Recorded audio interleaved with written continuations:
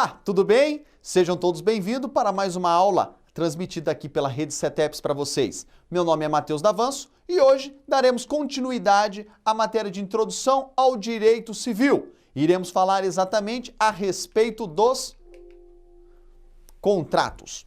Espécies de contratos. O mais comum é exatamente o contrato de compra e venda, previsto pelo artigo 481 do Código Civil, que diz: estabelece que, pelo contrato de compra e venda, um dos contratantes se obriga a transferir o domínio de certa coisa e o outro de pagar-lhe com certo preço em dinheiro. O contrato de compra e venda só traz o compromisso do vendedor de transmitir essa propriedade e promover a tradição ou o registro. Simples assim. Um comprador, um vendedor, entrega o bem para a pessoa, da qual o recebe e faz o pagamento para tal e o registro para que ele se torne o proprietário, não somente de fato, mas real, ok? O famosa posse e propriedade. Continuando, dentro desses contratos nós temos exatamente a questão da característica. O contrato bilateral ou sinalagmático, as duas partes prestam e sabem, como regra, o que estão fazendo ou prestando, a entrega e o recebimento. O contrato oneroso há sacrifício patrimonial para ambas as partes. Por quê? Um entrega uma coisa que pode ser, às vezes, palpável, material ou imaterial, e o outro fará o pagamento em espécie ou em permuta. Ambos têm exatamente a questão da onerosidade, porém tem exatamente a questão da vantagem e do bônus com essa compra e venda. O contrato, ele exatamente pode ser comutativo. O que seria isso daí? É aquele contrato que você faz antemão as prestações. Poderá assumir a forma de contrato aleatório, como é o caso de uma compra da esperança. O que seria isso aí? Eu faço a compra de um determinado negócio agora com o pagamento futuro. Muito comum, exatamente com o pagamento futuro através de uma colheita. Existe exatamente a questão do contrato consensual. O contrato consensual reputa-se celebrando o contrato a partir do momento em que há encontro das vontades. O artigo 482 do Código Civil diz o seguinte: que a compra e a venda, quando purada, ou seja, que ocorra, considere-se obrigatório e perfeita, desde que as partes acordem quanto ao objeto e quanto ao preço. Ou seja, é muito simples do contrato ser consensual. É quando nós determinamos um determinado objeto, o valor pelo qual, o momento da entrega, o momento do recebimento, o momento do pagamento. Ou seja, ele tem um começo, meio e fim. Pessoas capazes, objetos lícitos, determinável uma forma de pagamento sem problema algum, sendo extremamente lícita. Existe também a questão dos elementos. Todo contrato tem que ter a ver a questão dos seus elementos. Ou seja, partes, como acabei de falar, as partes devem ser capazes. Ou seja, realmente a pessoa que está vendendo é a proprietária daquele objeto. A pessoa que vai comprar, ela possui mais de 18 anos. Ou seja, ela é 100% capaz dos seus atos ali naquele momento como compradora? Ou não, ela é incapaz ou relativamente incapaz? Existe exatamente a figura de duas pessoas capazes para haver a relação contratual. A coisa tem que ser lícita, ou seja, eu não posso fazer um contrato usando o ordenamento jurídico colocando uma coisa que é ilícita na sua venda. Ela tem que ser determinada, ou seja, aquilo, ou determinável, no caso de uma questão de uma venda futura, ou não é um objeto exatamente, uma obra de arte que é única, e sim determinável. Estou vendendo para você uma cabeça de um gado Lenore, estou vendendo exatamente para você uma fração ideal de um determinado loteamento. A coisa deve ser de propriedade do vendedor, ok? Pois se estiver vendendo coisa que não é dele, por consequência, será denominado de venda a non-domínio, ou seja, que não é do domínio do vendedor. Continuando, toda compra e venda tem que haver o quê? Além do objeto, o preço. Qual é o valor que será pago por essa transação de compra e venda através daquele objeto que está sendo negociado? O risco em relação à coisa corre exatamente por conta do vendedor. A coisa que eu estou entregando, a responsabilidade é minha. Sobre os seus vícios, defeitos, ok? É a famosa garantia do produto. O risco no preço corre por conta do comprador. Ou seja, se eu estou assumindo este compromisso, que estou comprando esse determinado produto ou objeto, eu corro com o risco de fazer o pagamento para tal. E as despesas quanto à escritura, a transferência é exatamente realizada pelo comprador. Já observou que quando a gente faz a compra de um veículo, quem que vai fazer o pagamento do emplacamento? Exatamente do comprador. No caso exatamente de uma compra de um imóvel, quem paga pelos atos, o registro, os impostos? O comprador. Ok? As restrições na celebração de contrato de compra e venda, quando ao princípio da autonomia privada. Ou seja, ela pode ocorrer de várias formas. Só que existe dentro dos contratos de compra e venda algumas cláusulas que são impeditivas, nulas, anuláveis. E essas cláusulas são exatamente de um aspecto muito especial. Pode haver uma compra e venda entre ascendentes para seus descendentes, de um pai para um filho? Sim, porém com ressalvas. Dos outros herdeiros também descendentes, ter anuência deles, das cônjuges, para que o contrato não seja nulo ou anulável. Assim como a questão de venda entre cônjuges. Dependendo do patrimônio que está sendo negociado, não há motivo algum conforme o regime de casamento. É um imóvel que realmente é apenas do esposo, mas que não é da esposa em razão do regime do casamento, através de uma herança que ele adquiriu, pode ser vendido para sua cônjuge. Só que tem que exatamente entender se esse imóvel já é dela, exatamente assim como o regime de casamento em que é estabelecido entre as partes.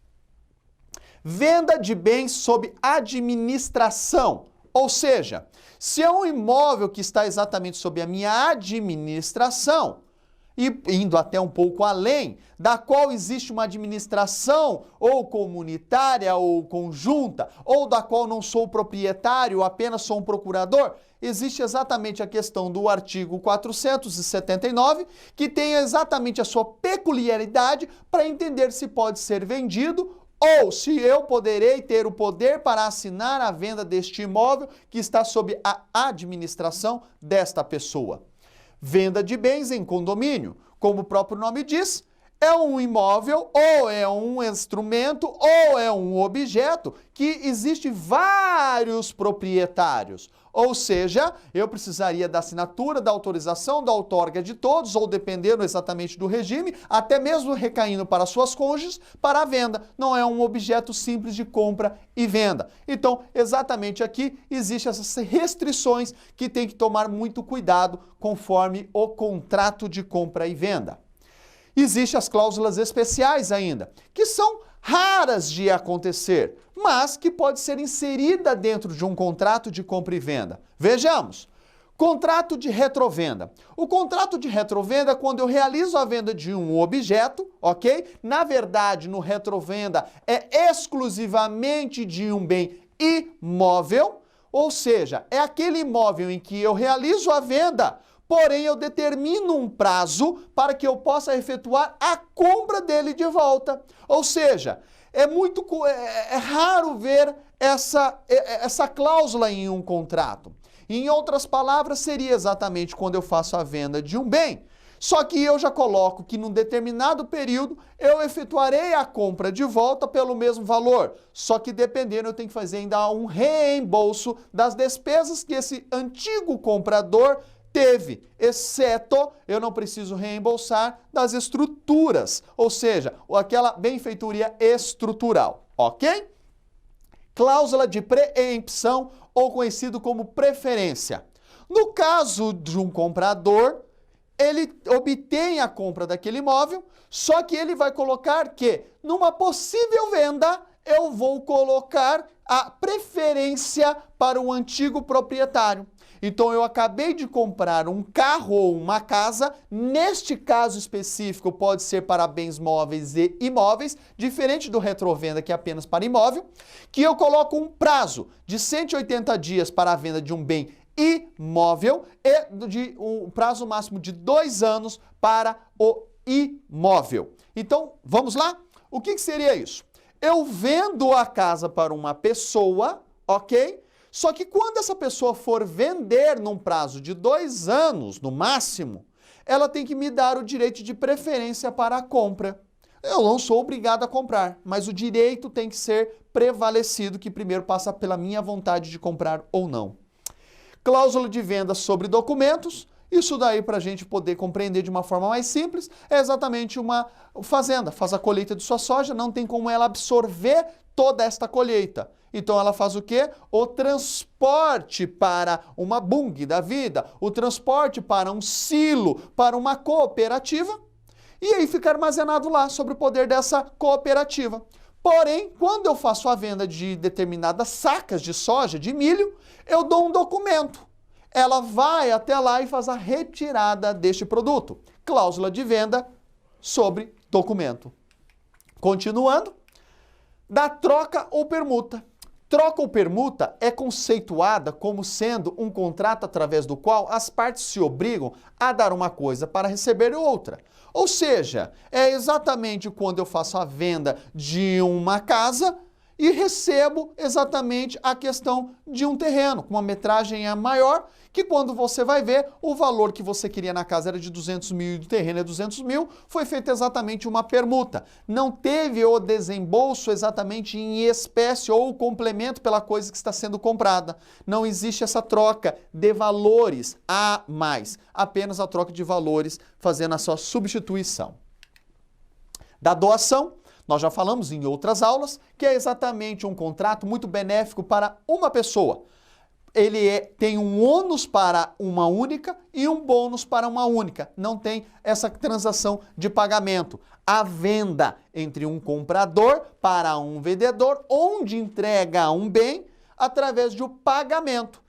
Isso, nesse caso, ocorre apenas uma pessoa doando para uma outra um determinado bem, sem que receba algo em troca. Nem a questão de uma permuta e nem a questão de pagamento em espécie.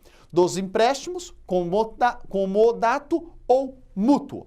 O que significa isso? O contrato de empréstimo é um negócio jurídico pelo qual uma pessoa entrega uma coisa a outrem, de uma forma gratuita, situação na qual essa pessoa se obriga a devolver a coisa emprestada ao final do contrato. Ou seja, simples assim.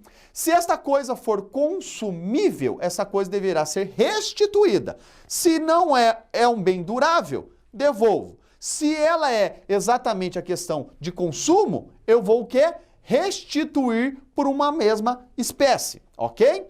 E ela pode ser através de um comodato ou mútuo. O comodato é empréstimo de bem infungível e o mútuo é exatamente empréstimo de coisas fungíveis, ou seja, é ali que fica a diferença exatamente entre um contrato e outro conforme a sua modalidade.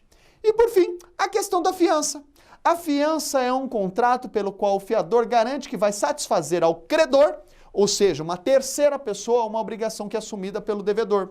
Então, eu sou o credor porque estou vendendo uma casa. A pessoa é a devedora porque está comprando a casa e teria que pagar. Só que eu faço um pagamento futuro. Porém, eu quero uma garantia, e essa garantia é por um terceiro, que seria a figura de um fiador. Porém, caso esse devedor não pague, eu vou acionar uma terceira pessoa que entrou dentro do contrato. E o mais interessante é que não há benefício de ordem do fiador. Nós veremos em outra aula que, caso eu tenha 2 imóveis e devo a alguém, um imóvel meu é protegido e blindado pelo direito exatamente do quê? Visto no Código Civil, que é o meu direito a respeito de um único imóvel. Quando eu tenho mais de outro imóvel, não é bem de família, pode ser pego. Quando uma pessoa ela entra num contrato como terceira, como fiadora, não existe exatamente esse benefício de ordem. Se ele tem um único imóvel, ele terá que, às vezes, entregar este imóvel como garantia, sendo que por isso que hoje em dia é muito difícil as pessoas serem fiadoras, ou seja, dentro de um contrato de locação, porque de uma mesma espécie, sendo questões de palavras diferentes, o consentimento de fiança e fiador é exatamente uma terceira pessoa que bate no peito como a garantidora. Se aquele contrato não for cumprido, eu cumprirei com esta obrigação quanto ao pagamento. Pessoal, muito obrigado. Nos encontramos num próximo vídeo. Até mais, até a próxima. Obrigado!